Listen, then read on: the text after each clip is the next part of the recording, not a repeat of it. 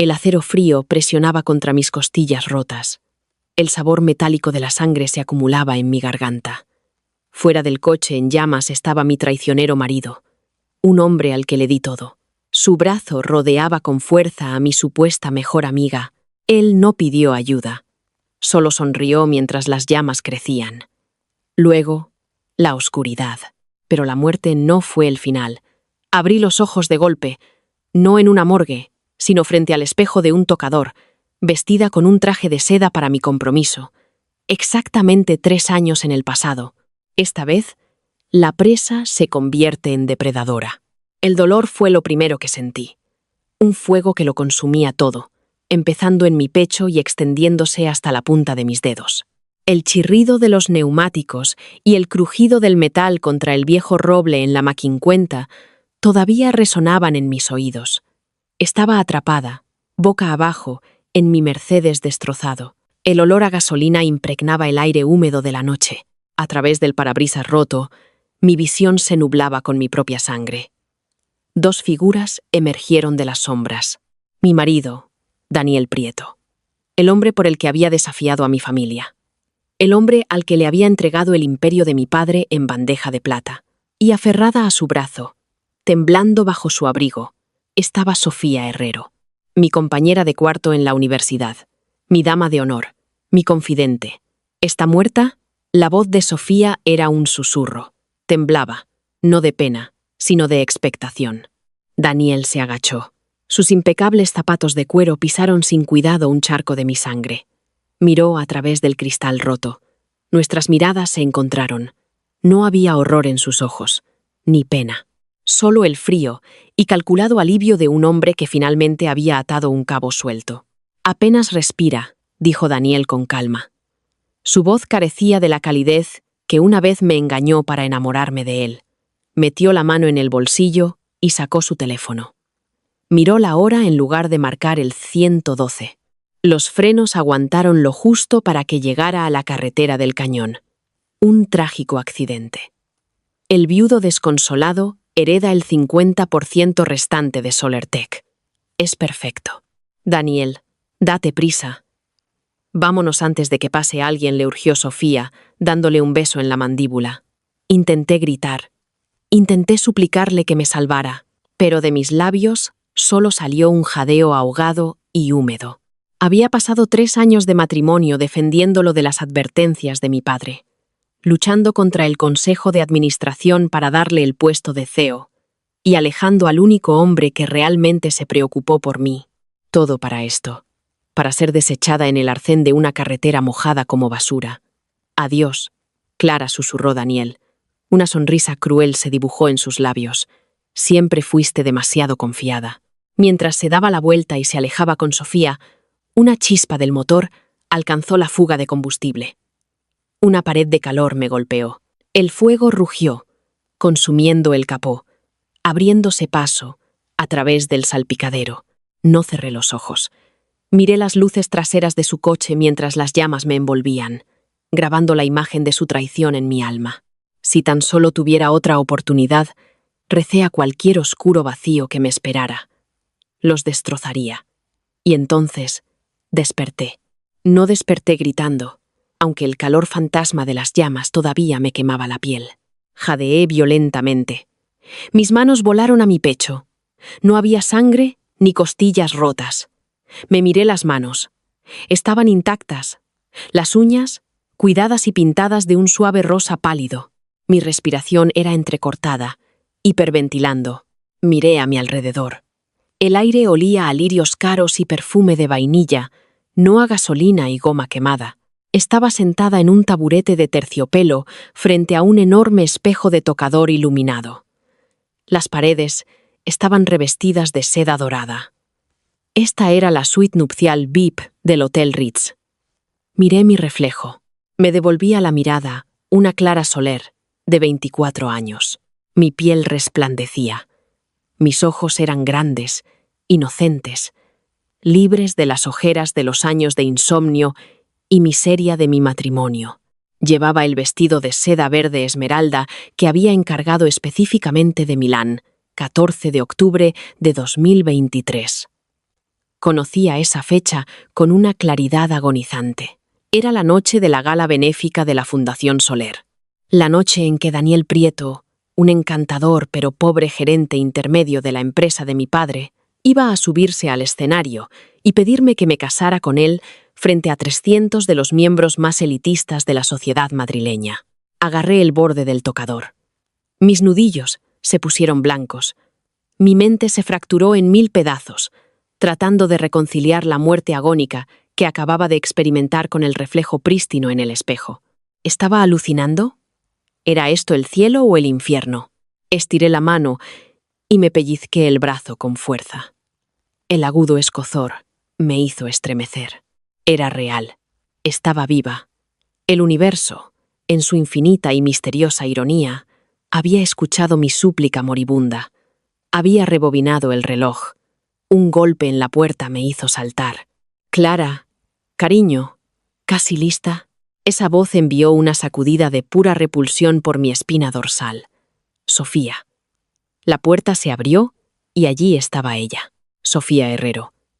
Llevaba un vestido azul pálido que acentuaba perfectamente sus ojos. Parecía tan joven, tan ansiosa, tan increíblemente falsa. Se acercó y puso una mano en mi hombro.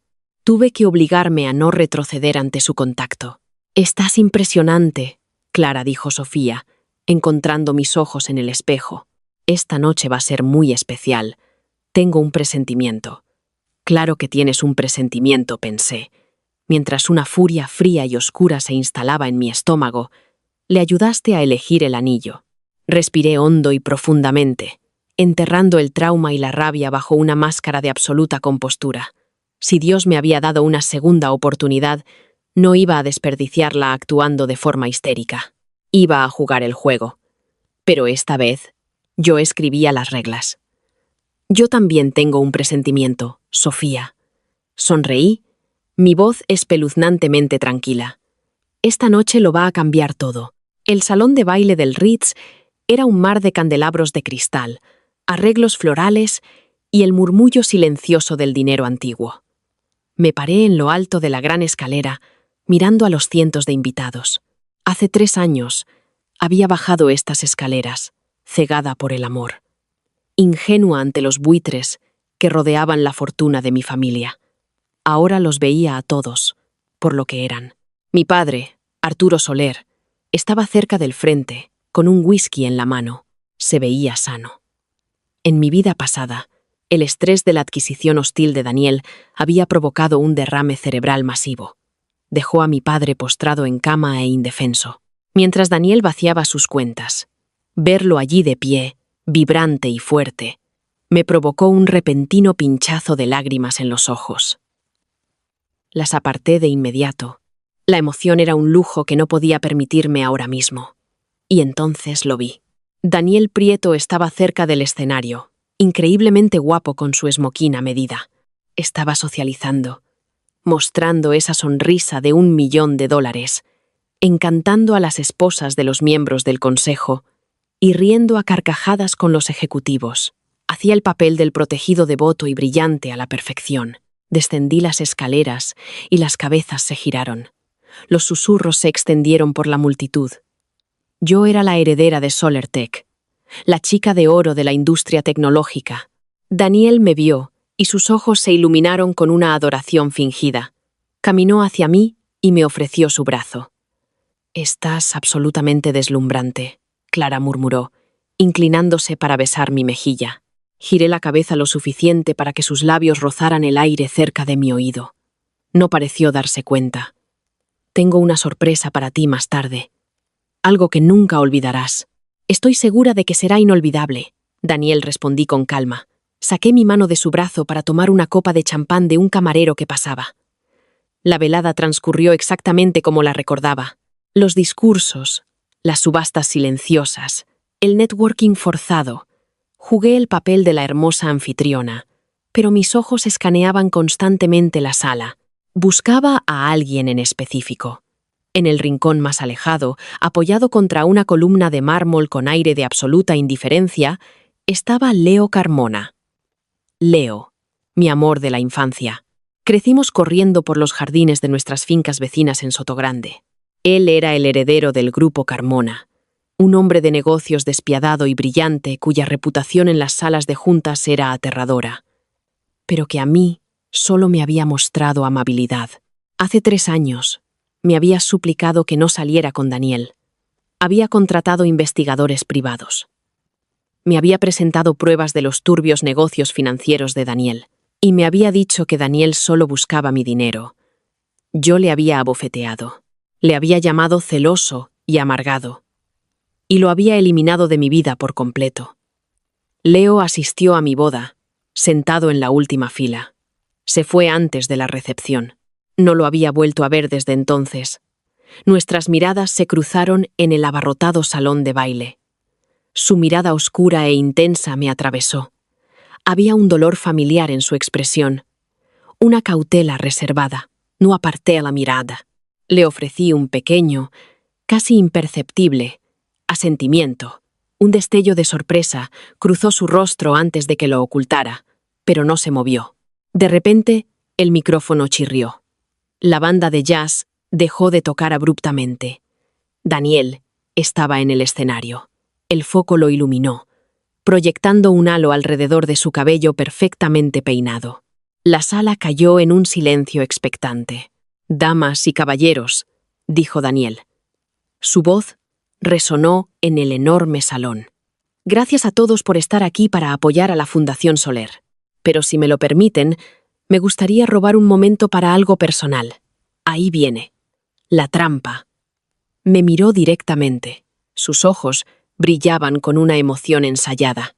«Clara, desde el día que te conocí, mi vida ha cambiado. Eres la luz más brillante de mi mundo. Me inspiras, me desafías y me haces un hombre mejor». La multitud dejó escapar un suave «au» colectivo. Pude ver a Sofía cerca del frente, grabando todo con su teléfono, jugando a la perfecta amiga comprensiva. Mi padre parecía profundamente incómodo. Su mandíbula estaba tensa. Sabía lo que estaba pasando y lo odiaba. Daniel bajó del escenario. El foco lo siguió mientras caminaba hacia mí. La multitud se abrió como el mar rojo. Se detuvo a medio metro, metió la mano en el bolsillo de su chaqueta y sacó una caja de terciopelo. Se arrodilló. «Clara Soler», dijo Daniel, su voz lo suficientemente alta para que cada inversor, rival y periodista en la sala lo oyera. «¿Me harías el absoluto honor de convertirte en mi esposa?» Abrió la caja. Un enorme y ostentoso diamante de 3 quilates brilló bajo los candelabros. Sabía perfectamente que lo había pagado con una tarjeta de crédito que no podía permitirse, con la intención de saldar la deuda con mi dinero una vez que estuviéramos casados. El silencio en la sala era ensordecedor. Todos los ojos estaban puestos en mí. En mi vida pasada, abrumada por la presión, el espectáculo público y mi propio enamoramiento ingenuo, había roto a llorar y había dicho que sí. Miré a Daniel. Vi la arrogante certeza en sus ojos. Pensó que me tenía acorralada. Pensó que la presión social me obligaría a aceptar, asegurando así su control sobre el legado de mi familia. Tomé un lento sorbo de mi champán, dejando que el silencio se alargara. 5 segundos. 10 segundos. Los murmullos comenzaron. La sonrisa de Daniel vaciló una fracción. «Daniel», dije. Mi voz se escuchó claramente en la silenciosa sala. «Esto es increíblemente inapropiado». El jadeo colectivo de la sala fue como un vacío que succionó el aire del edificio. Los ojos de Daniel se abrieron de par en par. La sorpresa genuina finalmente reemplazó su encanto ensayado. «Clara». «¿Qué?», tartamudeó. Su voz bajó a un susurro avergonzado. «Vamos, cariño. Todo el mundo está mirando». «Sé que todo el mundo está mirando», dije, retrocediendo. Fisi viera obligado a mirarme hacia arriba. «Por eso me sorprende que elijas un evento benéfico dedicado a niños desfavorecidos para montar un truco publicitario para ti mismo. Eres un gerente de nivel medio en la empresa de mi padre. Llevamos saliendo 6 meses. No te conozco lo suficiente como para casarme contigo y, francamente, Tenderme una emboscada así es manipulador. La multitud estalló en susurros furiosos y conmocionados. La mandíbula de mi padre literalmente cayó. Sofía bajó su teléfono, su rostro pálido de pánico. Clara, por favor. El rostro de Daniel se sonrojó de un rojo oscuro y airado. Se levantó rápidamente, cerrando la caja de golpe. Me estás avergonzando. Te has avergonzado a ti mismo, Daniel, dije fríamente. Dejé mi copa de champán en la bandeja de un camarero que pasaba. La respuesta es no. Ahora, si me disculpas, necesito un poco de aire fresco. Me di la vuelta y caminé hacia la salida. La seda de mi vestido susurraba contra el suelo de mármol. No miré hacia atrás. No lo necesitaba. Sabía que acababa de declarar la guerra. El aire nocturno fuera del Ritz era fresco y nítido. Un fuerte contraste con el calor sofocante del salón de baile. Me paré bajo el gran toldo, abrazándome a mí misma. La adrenalina de lo que acababa de hacer recorría mis venas. Lo había humillado. Había castrado públicamente el ego de un narcisista de manual. Las consecuencias serían severas, pero la satisfacción era una droga que nunca antes había probado. Clara. Las pesadas puertas de roble se abrieron de golpe detrás de mí. Daniel salió furioso. Su rostro contorsionado por una rabia que solo había visto a puerta cerrada en mi vida pasada. La máscara encantadora había desaparecido por completo, reemplazada por el monstruo vicioso y calculador que yo conocía. Acortó la distancia entre nosotros, agarrándome bruscamente del brazo. ¿Qué demonios te pasa?, siseó. Sus dedos se clavaron en mi piel. ¿Estás loca? Me has humillado delante de todo el consejo.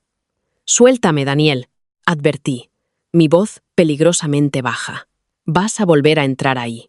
Vas a disculparte y vas a decirles que tuviste un ataque de pánico, ordenó, intentando arrastrarme hacia las puertas. ¿Tienes idea de cuánto dinero gasté en ese anillo? ¿Sabes cómo me hace ver esto? Te hace ver como un cazafortunas que ha fracasado. Declaré claramente, arrancando mi brazo de su agarre. Me froté la piel, mirándolo con un disgusto manifiesto. Se acabó, Daniel. La relación, la farsa, todo. Y el lunes a primera hora, mi padre va a auditar tu departamento. Te sugiero encarecidamente que vacíes tu escritorio antes de entonces. El pánico brilló en sus ojos por una fracción de segundo antes de que la rabia regresara. Se acercó, cerniéndose sobre mí. ¿Crees que puedes dejarme así sin más? Después de todo, eres una niñita malcriada, Clara. No eres nada sin mí para manejarte. Aléjate de ella, Prieto. La voz era profunda, tranquila, y transmitía una autoridad innegable que me erizó el vello de la nuca. Daniel se congeló y luego se dio la vuelta. Leo Carmona salió de las sombras de la zona de aparcacoches. Llevaba un traje oscuro a medida que se ajustaba perfectamente a sus anchos hombros. Medía 1,90, con rasgos aristocráticos afilados y ojos oscuros que en ese momento tenían la calidez del nitrógeno líquido. No estaba levantando la voz, pero la amenaza en su postura era palpable. Carmona se burló Daniel, aunque instintivamente retrocedió un paso. Esta es una conversación privada entre mi novia y yo. Métete en tus asuntos. Acaba de decir que se ha acabado, replicó Leo, caminando lentamente hasta que se interpuso entre Daniel y yo, protegiéndome de su vista, lo que significa que ahora solo eres un ex empleado acosando a la hija del jefe. Lárgate, Daniel, antes de que haga que la seguridad del hotel te eche físicamente a la calle. Daniel nos miró a Leo y a mí, apretando la mandíbula con tanta fuerza que pensé que sus dientes podrían romperse. Sabía que no podía ganar una pelea física o social contra Leo Carmona. Todavía no. Esto no ha terminado, Clara, escupió Daniel, señalándome con un dedo por encima del hombro de Leo. Te vas a arrepentir de esto. Se dio la vuelta y se fue calle abajo, haciendo señas agresivamente para coger un taxi. Solté el aire que no me había dado cuenta de que estaba conteniendo. Mis hombros se relajaron ligeramente. El bajón de adrenalina me estaba golpeando fuerte. Leo se giró para mirarme. Se veía exactamente como lo recordaba, pero de alguna manera más imponente. La cautela reservada todavía estaba en sus ojos, pero también había una suavidad allí, una vulnerabilidad que solo me mostraba a mí. ¿Estás bien, Clara?, preguntó. Su voz perdió su tono gélido. Lo miré. El peso de los últimos 3 años. La traición, el aislamiento, el asesinato, presionando mi pecho. Este hombre me había amado lo suficiente como para arriesgarse a mi odio para protegerme. Y yo lo había castigado por ello. Lo siento. Las palabras salieron de mi boca antes de que pudiera detenerlas. Mi voz se quebró. Leo, lo siento muchísimo. Frunció el ceño, claramente sorprendido. ¿Perdón por qué? ¿Por rechazar a ese payaso ahí dentro? No te disculpes por eso. Es lo más inteligente que has hecho en 6 meses. Por todo susurré, acercándome a él. Por no escucharte, por alejarte. Tenías razón sobre él. Tenías razón sobre todo. Leo estudió mi rostro, sus ojos oscuros escrutando los míos. Era brillante, leyendo a la gente. Era lo que lo hacía tan letal en la guerra corporativa. Podía decir que algo profundo había cambiado en mí. La chica ingenua y soñadora que había entrado en la gala había desaparecido.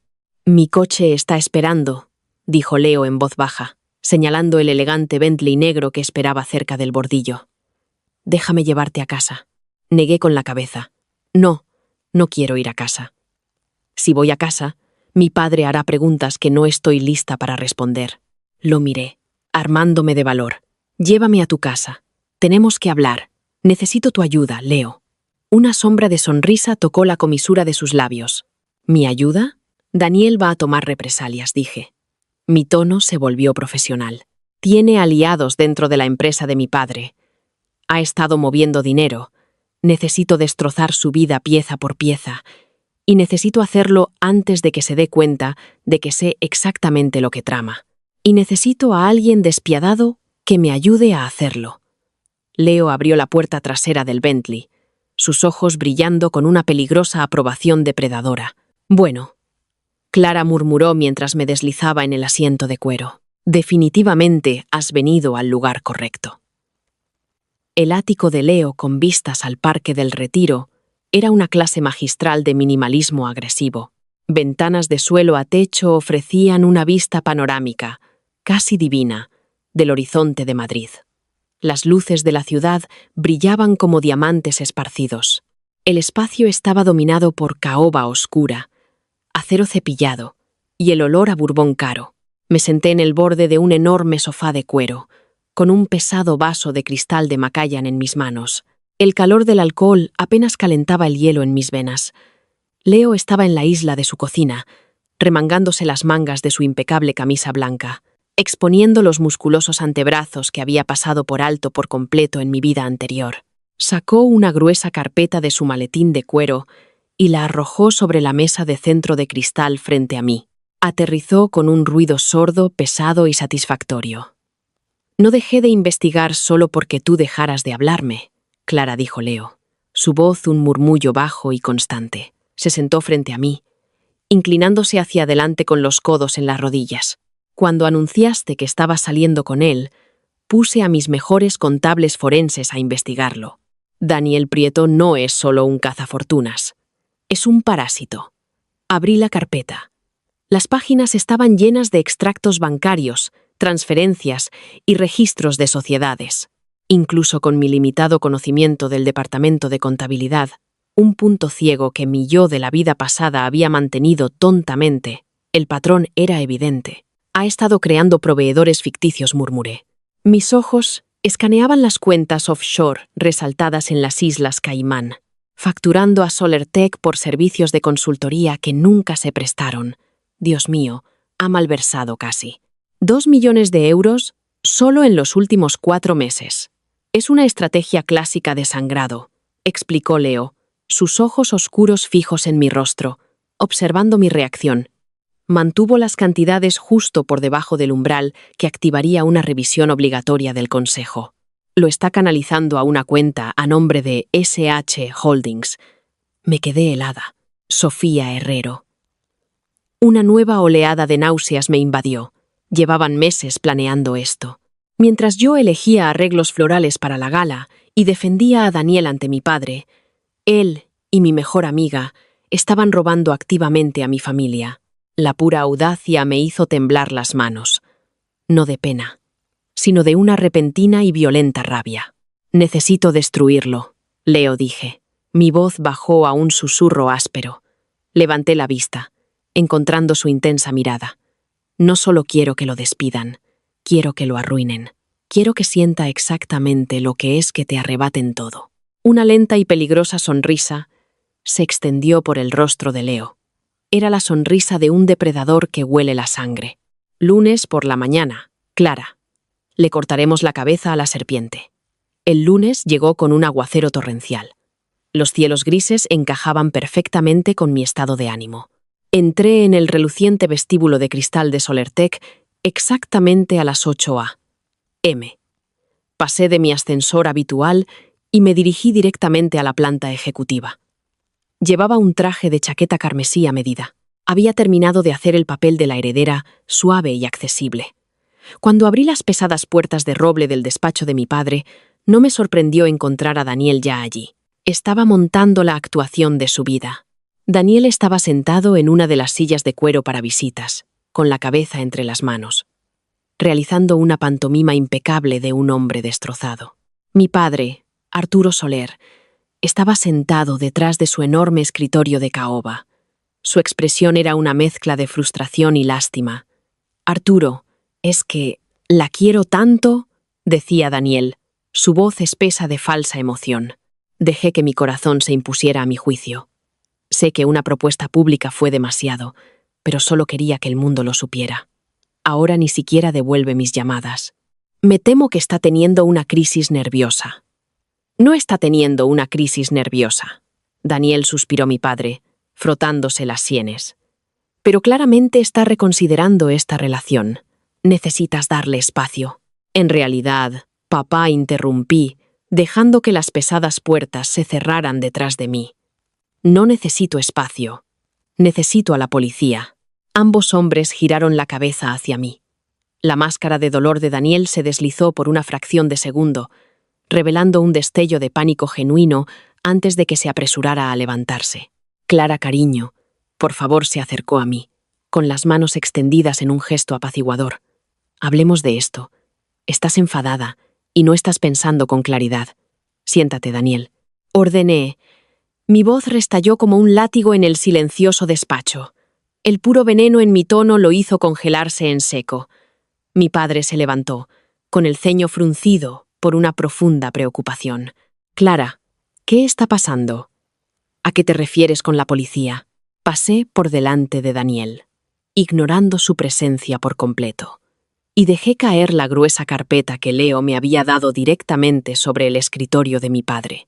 Me refiero a que el hombre que actualmente finge tener el corazón roto ha estado vaciando sistemáticamente el presupuesto de I+D de Solertec durante los últimos 4 meses, dije con calma, cruzándome de brazos. «Ábrela, papá». El rostro de Daniel perdió todo el color. Parecía un hombre que acababa de pisar una mina y había oído el clic. «Arturo, lo que sea que te esté enseñando es mentira. La están manipulando. Es Leo Carmona, ¿verdad? Siempre me ha odiado. Él fabricó esto». Mi padre lo ignoró. Abrió la carpeta. Arturo Soler era un hombre brillante, un titán de la industria tecnológica que había construido su imperio desde un garaje. Le bastaron exactamente 30 segundos de escanear las transferencias y facturas falsas para ver la verdad. Observé la transformación de mi padre. La lástima en sus ojos desapareció, reemplazada por la furia fría y despiadada que lo había convertido en multimillonario. Levantó lentamente la vista de los documentos. Su mirada se fijó en Daniel. 4 millones de euros, dijo mi padre. Su voz, inquietantemente tranquila, desviados a una cuenta en las Caimán, a través de empresas fantasma vinculadas directamente a los códigos de autorización de tu departamento. Arturo, puedo explicarlo, era una estrategia de inversión, un proyecto secreto para el nuevo diseño de microchip. Estaba tratando de sorprenderte, tartamudeó Daniel. El sudor perlaba visiblemente su frente. Se estaba ahogando y lo sabía. Una sorpresa, repitió mi padre secamente. Extendió la mano y presionó un botón en su intercomunicador. Janice, envía a Seguridad Corporativa y ponme a Ricardo Belmont de legal al teléfono. Dile que tenemos un caso de malversación. Clara, por favor. Daniel se volvió hacia mí, abandonando la fachada profesional. Sus ojos estaban desorbitados por la desesperación. No puedes hacer esto. Te quiero. Íbamos a casarnos. Retrocedí, mirándolo con absoluto asco. El recuerdo de las llamas, el olor a gasolina quemada y su fría sonrisa destellaron en mi mente. La boda se cancela, Daniel, susurré, acercándome lo suficiente para que solo él pudiera oír mis siguientes palabras. Y si alguna vez intentas tocar la empresa de mi familia de nuevo, no solo te enviaré a prisión, te enterraré. Las puertas del despacho se abrieron de golpe y entraron 3 corpulentos guardias de seguridad. Señor Prieto, dijo mi padre, su voz desprovista de toda calidez. Está despedido con efecto inmediato. Acompáñenlo fuera de las instalaciones. Las autoridades lo esperarán en el vestíbulo. Daniel se revolvió mientras los guardias lo agarraban de los brazos, su encantadora fachada completamente destrozada. ¡Zorra!, me gritó mientras lo arrastraban hacia la puerta. Te crees muy lista. No eres nada sin mí. Arruinarás esta empresa. Yo te hice. Me quedé perfectamente quieta, viendo cómo se cerraban las puertas detrás de él, cortando sus patéticos gritos. El silencio que siguió fue pesado. Mi padre se hundió de nuevo en su silla, pareciendo de repente más viejo. La traición pesaba sobre él. Lo siento, papá, dije suavemente, acercándome a él. Debería haberte escuchado. Él extendió la mano y apretó la mía. Lo descubriste antes de que pudiera hacer un daño permanente, Clara. Eso es lo que importa. Pero, ¿quién te ayudó a conseguir esta información? Nuestros auditores internos no vieron esto. Fue Leo, admití. Las cejas de mi padre se alzaron con sorpresa. Carmona, pensé que no os hablabais. Ahora sí, dije. Una sonrisa genuina tocó mis labios por primera vez en lo que pareció una vida. Y papá, vamos a necesitar hacer una limpieza completa del edificio. Porque Daniel no actuó solo. La noticia de la espectacular caída de Daniel se extendió por las altas esferas de la sociedad madrileña más rápido que un incendio forestal. Para el miércoles, era el chisme de portada en todos los blogs financieros. Ejecutivo de Solertec, escoltado con esposas. El compromiso roto que quebró la banca. Daniel había logrado pagar la fianza, probablemente usando los fondos robados que ya había asegurado. Pero su reputación estaba en cenizas. Sin embargo, yo conocía a Daniel. Era una rata acorralada, y las ratas acorraladas son peligrosas. No aceptaría la derrota sin más. Buscaría una forma de contraatacar, y yo sabía exactamente quién sería su arma. Estaba sentada en mi recién asignado despacho, VP de Iniciativas Estratégicas, un título en el que mi padre insistió después de que salvara a la empresa millones, cuando un suave y vacilante golpe sonó en mi puerta. Adelante, dije, sin levantar la vista de mi portátil. La puerta se abrió, y Sofía Herrero entró. Tenía un aspecto terrible. Llevaba una gabardina beige, su cabello normalmente perfecto recogido en un moño desordenado, y sus ojos estaban enrojecidos. Si no supiera que era una mentirosa sociópata que literalmente me había visto arder hasta la muerte, podría haber sentido lástima por ella. Clara, susurró, aferrando su bolso de diseño a su pecho como un escudo. ¿Puedo pasar? He estado tan preocupada por ti. Comienza el espectáculo.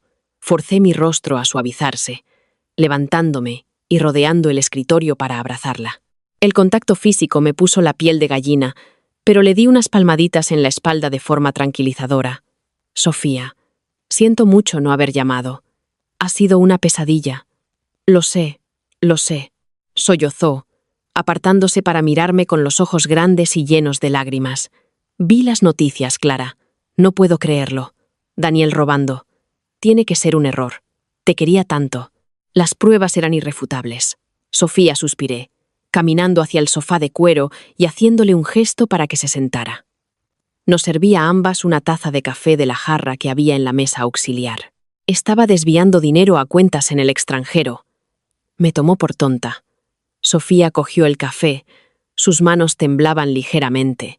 Pero, ¿qué le va a pasar? El equipo legal de mi padre está presentando todos los cargos. Probablemente se enfrente a entre 5 y 10 años en Soto del Real, dije casualmente, tomando un sorbo de mi café.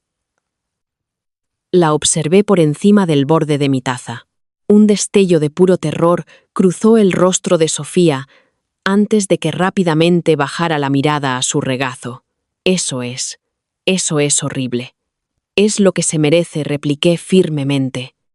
Dejé escapar un largo y dramático suspiro, frotándome las sienes. Sinceramente, Sofía, el momento no podría ser peor. Estamos en medio de la preparación de la oferta final para la iniciativa Titán. La cabeza de Sofía se levantó de golpe, sus ojos de repente afilados. Las lágrimas desaparecieron milagrosamente.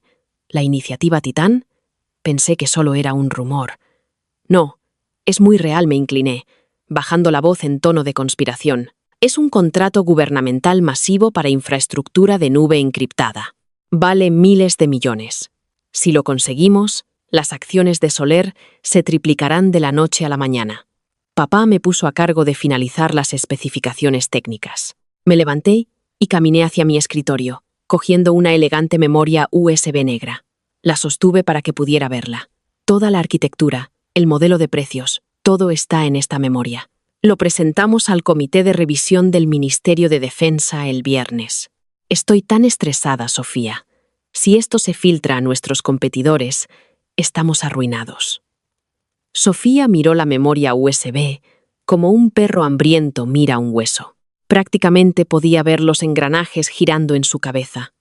Daniel se enfrentaba a la cárcel. Necesitaba dinero para un abogado defensor de alto nivel y necesitaba una baza. Vender las especificaciones de la iniciativa Titán a una empresa rival como el enorme conglomerado de Héctor Crespo, Industrias Crespo, le daría exactamente lo que necesitaba para escapar del país. «Debes estar agotada», dijo Sofía, su voz goteando falsa simpatía. Se levantó y se acercó a mí, colocando una mano en mi brazo. «Necesitas tomarte un descanso, Clara. Estás pálida. ¿Por qué no bajas a la cafetería a comer algo de verdad? Yo me quedaré aquí vigilando, te lo prometo». Fue casi demasiado fácil. ¿Sabes qué? Tienes razón, sonreí débilmente. Lancé la memoria USB negra al centro de mi escritorio, justo al lado de mi portátil abierto. Solo necesito 20 minutos para despejarme. Gracias, Sofía. Eres la mejor amiga que una chica podría desear. Siempre sonrió ella, con un genuino brillo malicioso en los ojos. Cogí mi bolso y salí del despacho, cerrando la puerta detrás de mí. Pero no fui a la cafetería. Caminé exactamente 20 pasos por el pasillo y entré en la sala de control de seguridad informática. Leo ya estaba allí, apoyado en la consola, con los brazos cruzados sobre el pecho. Estaba observando una serie de monitores. La pantalla central mostraba una imagen nítida y de alta definición de la cámara oculta que habíamos instalado en el detector de humos de mi despacho. ¿Ha picado el anzuelo?, preguntó Leo, sin apartar la vista de la pantalla. Con el sedal y el plomo respondí, poniéndome a su lado. En el monitor, en el momento en que la puerta se cerró, el comportamiento de Sofía cambió instantáneamente. La afligida mejor amiga desapareció. Se movió con velocidad practicada, corriendo hacia mi escritorio. Sacó su propio portátil de su bolso de diseño, conectó la memoria USB negra y comenzó a copiar rápidamente los archivos. «Es rápida», señaló Leo secamente. «Está muy motivada», repliqué. «¿Funciona el señuelo?».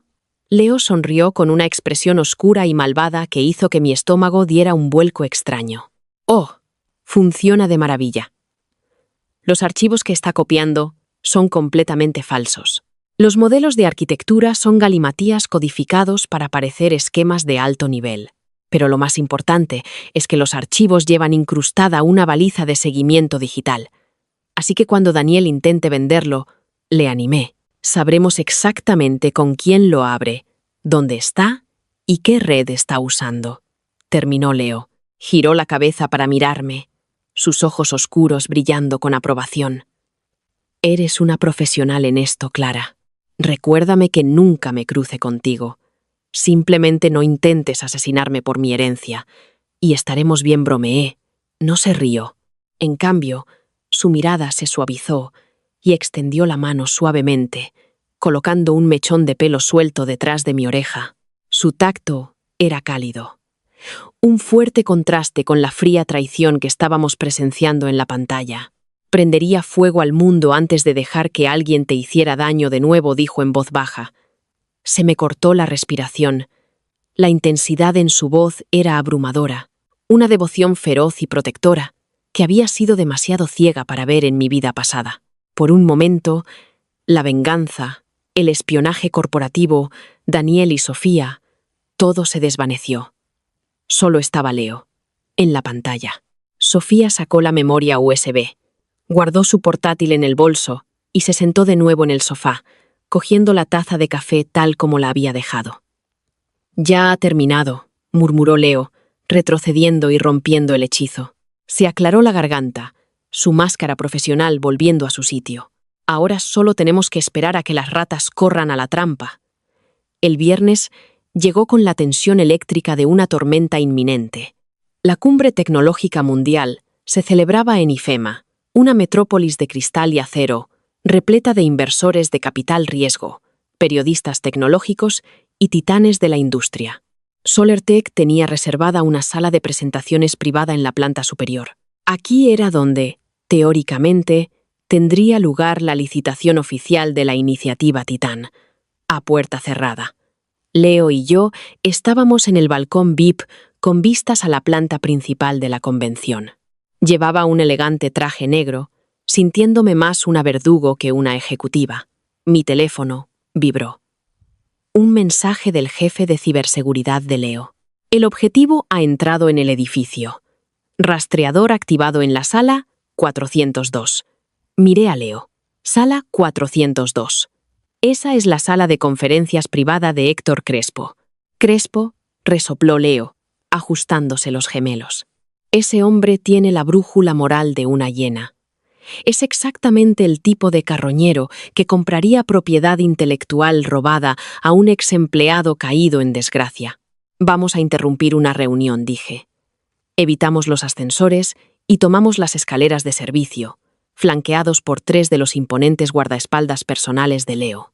Cuando llegamos a la 4ª planta, el pasillo estaba en silencio. Leo miró su reloj. La UDEF tiene la orden del juez.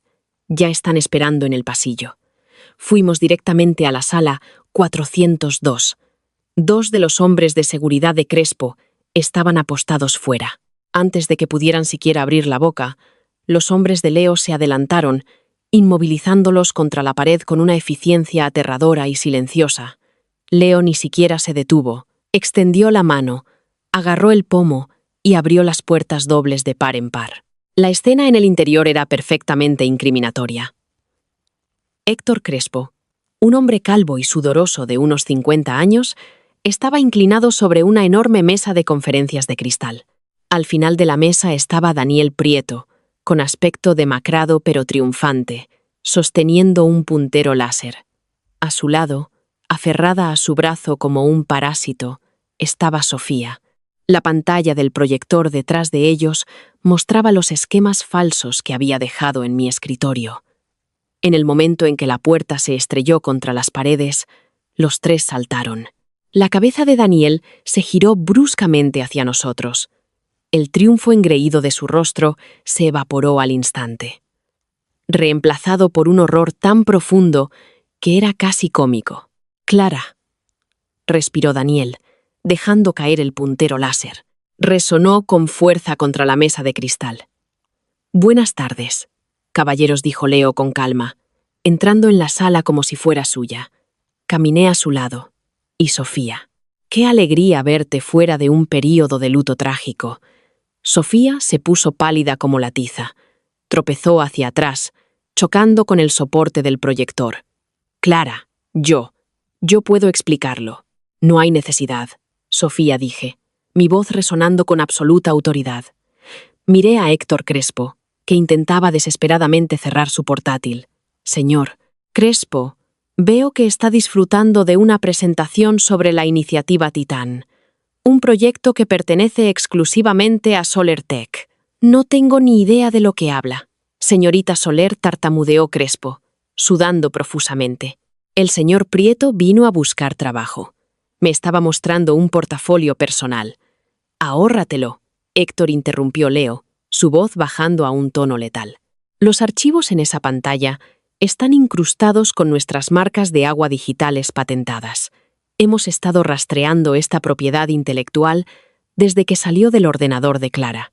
Estás en posesión de secretos corporativos robados». «Es una trampa», gritó Daniel, su voz quebrada por la histeria. Me señaló con un dedo tembloroso. «Ella me tendió una trampa». «Esto es una trampa». «Tienes toda la razón», Daniel sonreí, sintiendo un profundo y pesado peso levantarse de mi pecho. 3 años de trauma, el recuerdo del fuego, la traición. Todo culminaba en este preciso momento. «Es una trampa», y caíste de lleno en ella. Los archivos que robaste, los que actualmente intentas vender a un competidor por dinero, son completamente falsos. Daniel se quedó helado, con la boca abierta. «Galimatías falsos», confirmó Leo, apoyándose en la mesa de conferencias. «Pero el software de seguimiento digital incrustado en ellos, eso es muy real. Y los agentes de la UDEF que esperan en el vestíbulo ahora mismo, también son muy reales». Sofía dejó escapar un sollozo ahogado. Se volvió hacia Daniel, agarrando su chaqueta. «Daniel, dijiste que esto era infalible. Dijiste que conseguiríamos 5 millones y nos iríamos a París. Me lo prometiste». «Cállate, estúpida», gruñó Daniel, apartándola con tanta fuerza que cayó a la alfombra. La total falta de lealtad, el inmediato recurso a la violencia cuando estaba acorralado, ese era el verdadero Daniel, el monstruo que me había visto arder.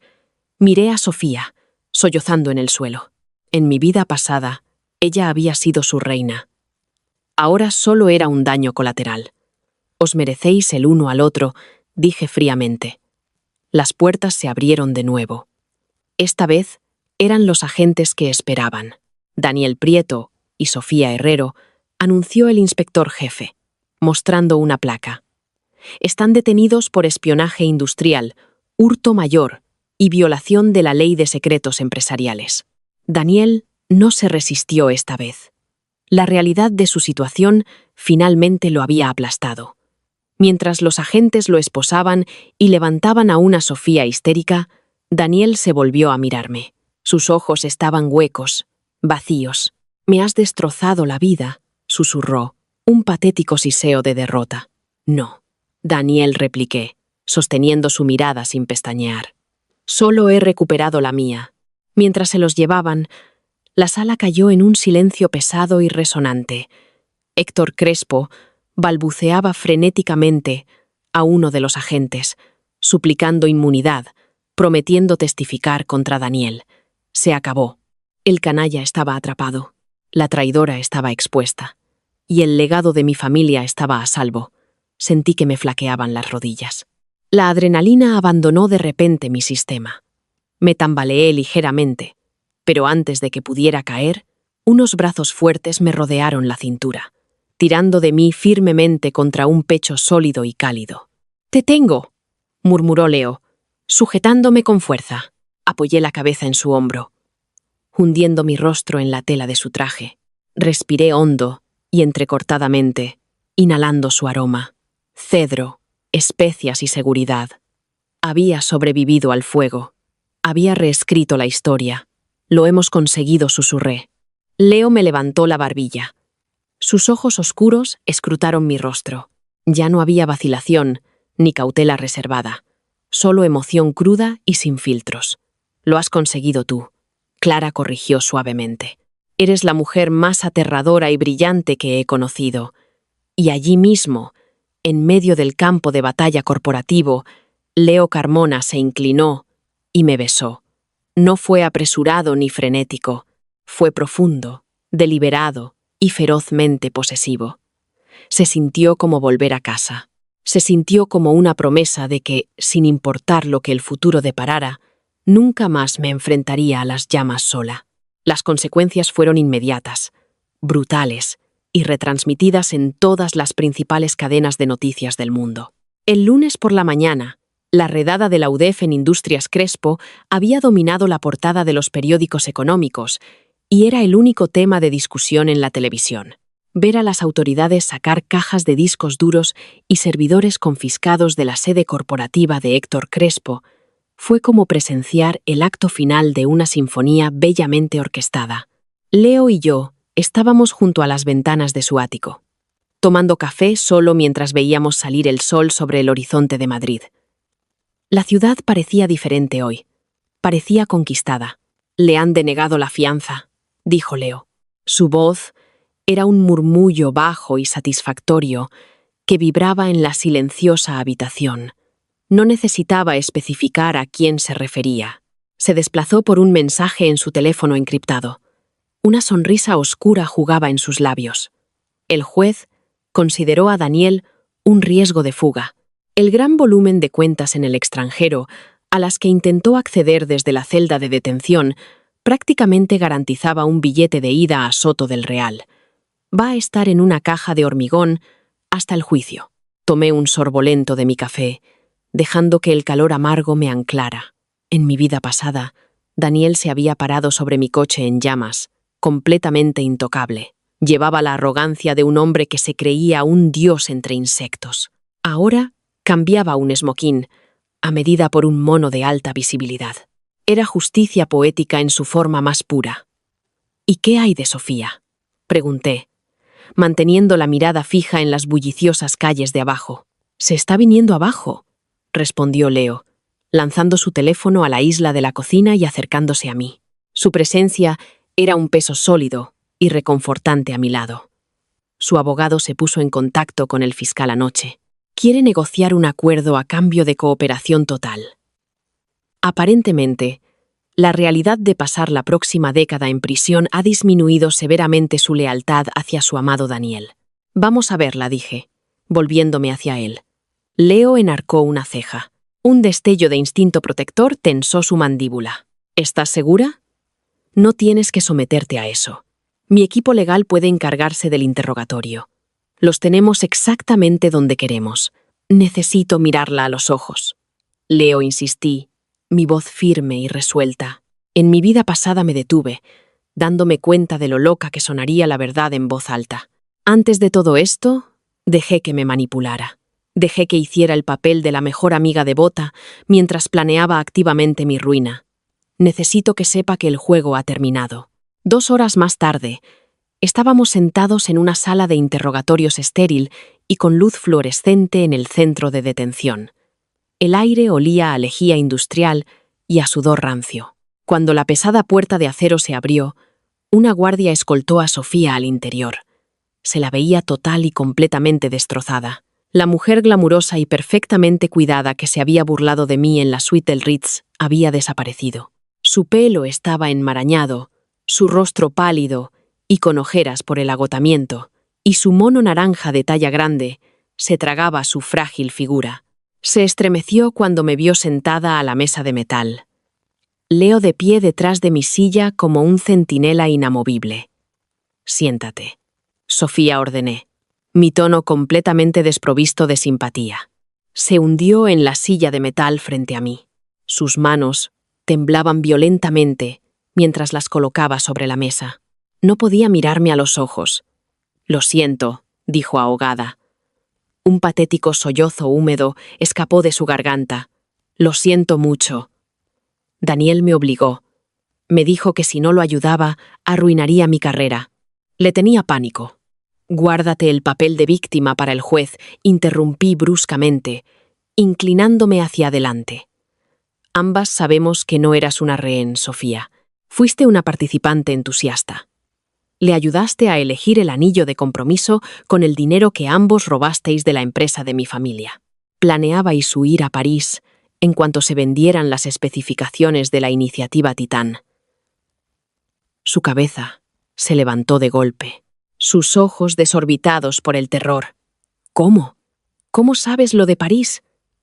Lo sé todo, mentí, aunque la absoluta certeza en mi voz lo convirtió en un arma devastadora. Me eché hacia atrás, cruzando los brazos. El fiscal te ofrece 5 años si les das todo lo que tienes sobre Daniel y Héctor Crespo. Pero creo que hay algo más, algo que te estás guardando. Sofía tragó saliva. Sus ojos se movían nerviosamente hacia Leo y luego de vuelta a mí. Si te lo digo, tienes que prometer que hablarás bien de mí al fiscal. Por favor, no puedo sobrevivir aquí dentro. No me dedico a hacer promesas a traidoras, repliqué fríamente. Pero si me haces perder el tiempo, me aseguraré personalmente de que el equipo legal de mi familia te entierre tan hondo bajo litigios civiles que nunca verás el exterior de un juzgado. Habla. Sofía respiró entrecortadamente. Los últimos vestigios de su desafío se desmoronaron. Daniel no era el cerebro. Era codicioso, sí. Pero no era lo suficientemente listo como para montar las sociedades fantasma en las Caimán o los códigos de enrutamiento encriptados. Fue reclutado. Leo se tensó detrás de mí. ¿Reclutado por quién? Lo llaman el arquitecto en la dark web, susurró Sofía, inclinándose como si las paredes escucharan. Es un intermediario en la sombra.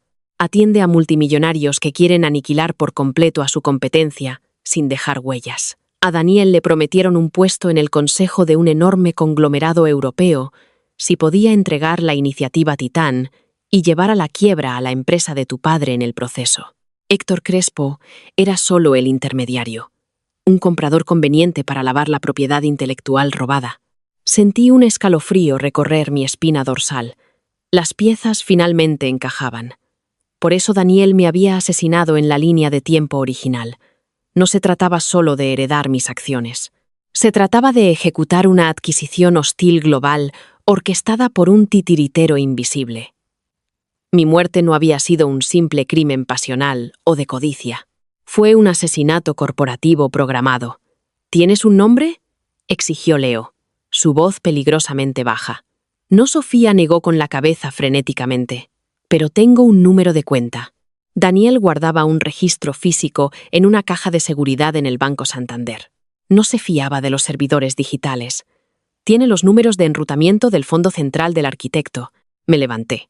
Las patas metálicas de mi silla rasparon con dureza el suelo de hormigón. Miré a la patética y destrozada mujer, que una vez fue mi confidente más cercana. Dile a tu abogado que le dé el número de cuenta al fiscal. Disfruta de la cárcel, Sofía. Cuando salimos del centro de detención y entramos en la brillante luz del sol de Madrid, el juego había cambiado fundamentalmente. Habíamos cortado la cabeza de la serpiente solo para darnos cuenta de que estábamos luchando contra una hidra. Las siguientes 3 semanas fueron una clase magistral en guerra moderna, luchada enteramente detrás del brillo de los monitores de ordenador y las puertas cerradas de las salas de juntas. Armado con los números de enrutamiento del registro oculto de Daniel, Leo desató todo su aparato de inteligencia. Su empresa no era solo una potencia financiera, era un imperio de datos.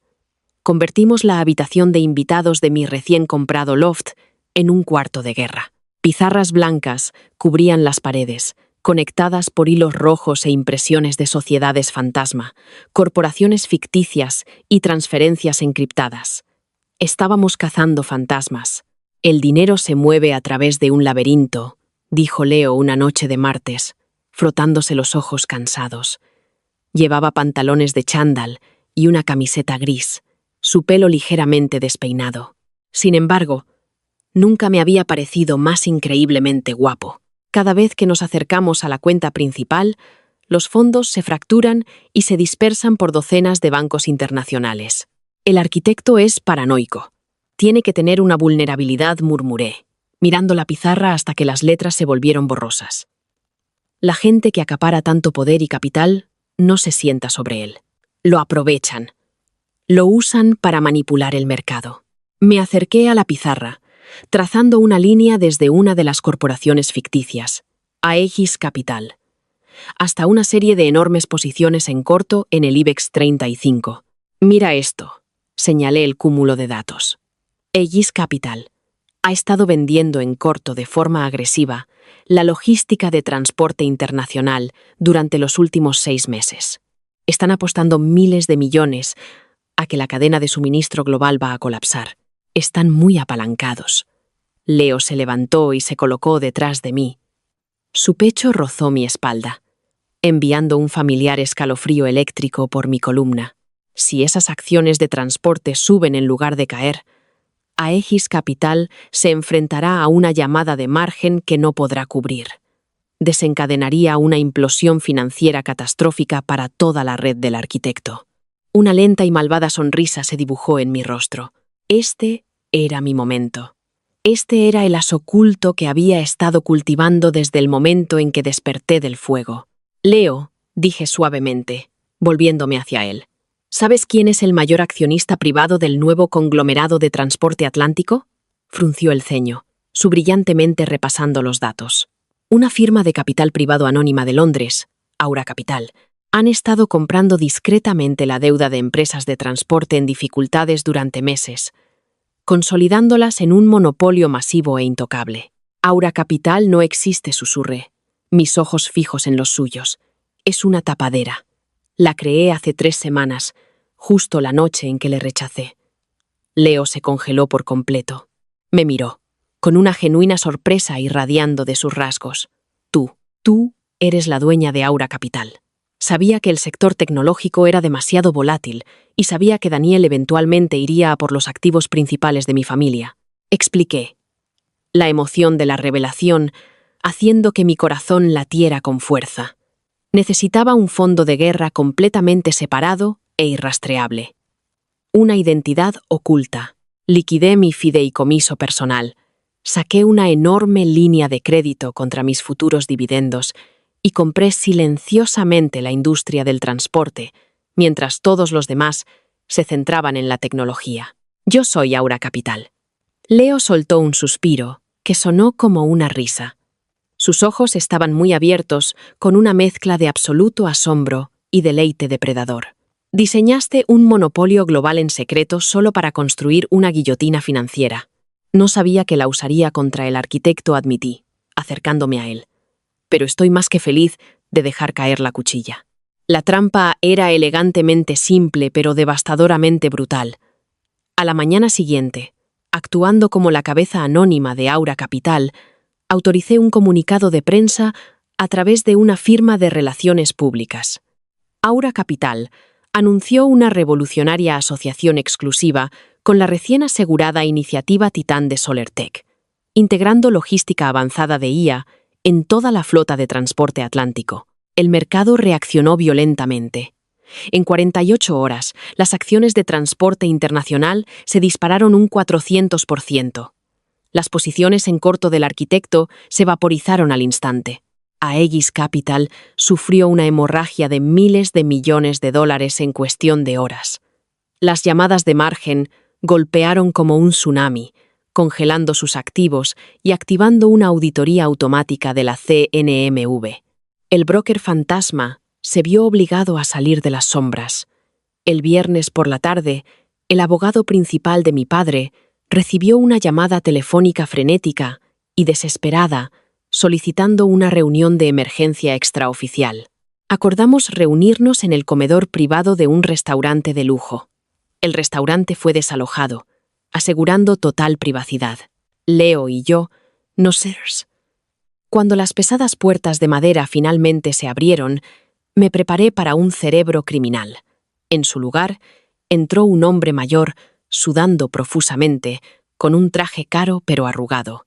Parecía completamente derrotado, su rostro pálido y húmedo. Se sentó en el extremo de la mesa. Sus manos temblaban mientras colocaba un maletín de cuero sobre la superficie. «Usted debe ser el arquitecto», dijo Leo, su voz goteando con descendencia. El hombre tragó saliva. «Mi nombre es Tomás Prieto. Soy el tío de Daniel». La revelación quedó en el aire, densa y sofocante. Daniel no solo había sido reclutado por un extraño, había sido utilizado como arma por su propia familia. Tomás Prieto había sido un gestor de fondos de cobertura caído en desgracia, vetado en la bolsa hacía décadas. Había pasado su vida construyendo un imperio en la sombra, usando a su sobrino para infiltrarse en las más altas esferas de la tecnología corporativa. «Me habéis destruido», graznó Tomás, su voz temblando con una mezcla de furia y desesperación. «Activasteis la llamada de margen. Filtrasteis la asociación de Aura Capital». «Fui yo», dije, inclinándome hacia la luz del candelabro. Miré al hombre que había ordenado mi asesinato en otra vida. Parecía patético. No era un dios, solo era un viejo codicioso y desesperado. Intentaste robar el legado de mi familia. Usaste a tu sobrino para intentar destrozar mi vida. Simplemente te devolví el favor. «Estoy en bancarrota», susurró Tomás, lágrimas de puro pánico brotando de sus ojos. «La CNMV está congelando todo. La gente que invirtió en mi fondo, gente peligrosa. Me van a matar». «Eso suena a un problema personal», Tomás intervino Leo con calma, levantándose de la mesa y abrochándose la chaqueta de su traje. Miró al hombre arruinado con absoluto asco. «Le sugiero que coja el efectivo que tenga en la cartera y corra muy, muy rápido. Porque la Fiscalía está registrando sus servidores en el extranjero ahora mismo. No nos quedamos a verlo llorar». Salimos del restaurante, dejando los restos de la familia Prieto en cenizas. La inversión de poder era absoluta. Los depredadores se habían convertido en la presa y habían sido completamente consumidos. El juicio de Daniel Prieto fue un circo mediático, una espectacular ejecución pública de la reputación de un hombre. Me senté en la primera fila del juzgado, con mi padre a mi izquierda y Leo a mi derecha. Daniel ni siquiera se parecía al hombre del que una vez creí estar enamorada. Su pelo escaseaba, su postura estaba encorvada, el encanto completamente erosionado por meses de encarcelamiento. Cuando el juez dictó la sentencia 25 años de prisión sin posibilidad de libertad condicional por espionaje industrial, estafa y hurto mayor, Daniel finalmente se derrumbó. Se desplomó en su silla, llorando abiertamente mientras los alguaciles lo levantaban. Mientras se lo llevaban fuera de la sala, nuestras miradas se encontraron por un último y fugaz segundo. No quedaba odio en su mirada, solo un arrepentimiento hueco e insondable. Sabía que había tirado todo por un imperio en la sombra, que lo había abandonado en el momento en que fracasó. Sofía recibió una sentencia reducida de 7 años por su cooperación. Tomás Prieto, el llamado arquitecto, fue acusado de organización criminal y desapareció en el sistema penitenciario. Su red fue completamente desmantelada por el equipo de inteligencia de Leo y mis maniobras financieras. La guerra había terminado. El tablero estaba limpio. 3 meses después, el mundo había seguido adelante. Las acciones de Soler estaban en su punto más alto. La iniciativa Titán fue un éxito rotundo, y yo había asumido oficialmente el papel de CEO, permitiendo a mi padre disfrutar finalmente de una jubilación pacífica y sin estrés. Pero mi mayor victoria no tenía nada que ver con los precios de las acciones o el dominio corporativo. Era una tarde cálida y dorada a finales de septiembre. Leo nos había llevado a Sotogrande, de vuelta a las enormes fincas donde habíamos pasado los veranos de nuestra infancia. La brisa del océano traía el olor a sal y hortensias en flor. Caminábamos descalzos por la playa privada. El romper de las olas proporcionaba una banda sonora rítmica al silencio pacífico entre nosotros. ¿Alguna vez piensas en lo diferentes que podrían haber sido las cosas?, preguntó Leo de repente, deteniéndose cerca de la orilla. Se giró para mirarme.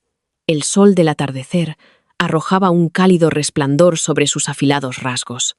La cautela reservada que lo había definido durante tanto tiempo había desaparecido por completo, reemplazada por una calidez profunda y duradera. Todos los días, respondí honestamente. El recuerdo fantasma del fuego todavía era una leve cicatriz en mi alma. Pero no cambiaría el camino que me trajo de vuelta a ti. Leo sonrió, extendiendo la mano para tomar mis 2 manos entre las suyas.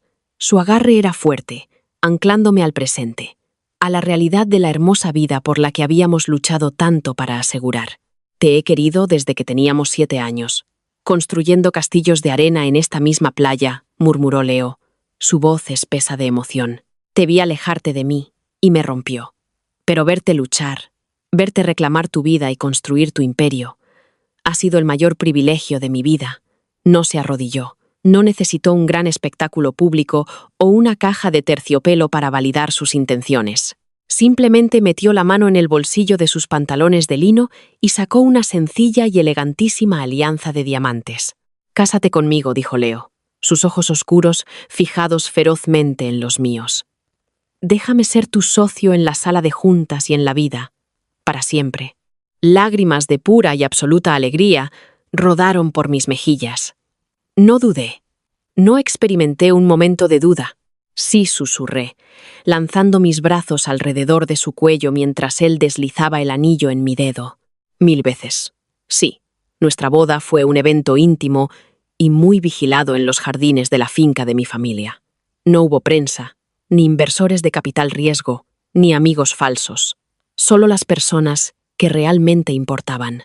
Mientras caminaba por el pasillo, con el cuarteto de cuerda tocando suavemente de fondo, miré a Leo, esperándome en el altar. Me habían dado una segunda oportunidad en la vida. Una rara oportunidad de reescribir una tragedia en un triunfo.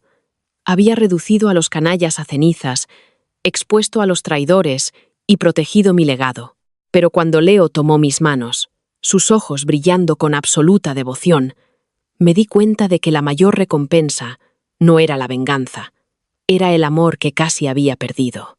El amor de mi vida, que había esperado por mí en las sombras, listo para ayudarme a conquistar el mundo. ¡Qué viaje!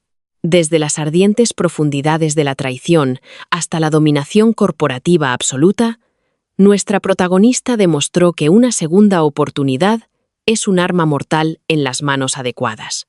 Daniel y Sofía obtuvieron exactamente lo que merecían, y el jefe en la sombra fue aplastado por el giro final de la identidad oculta, pero la verdadera victoria fue encontrar el amor verdadero en una sociedad igualitaria con el increíblemente leal Leo. Si esta historia de renacimiento, justicia poética y romance te mantuvo al borde de tu asiento, dale al botón de me gusta, comparte este video con tus amigos y no olvides suscribirte y activar la campana para más dramas épicos de venganza.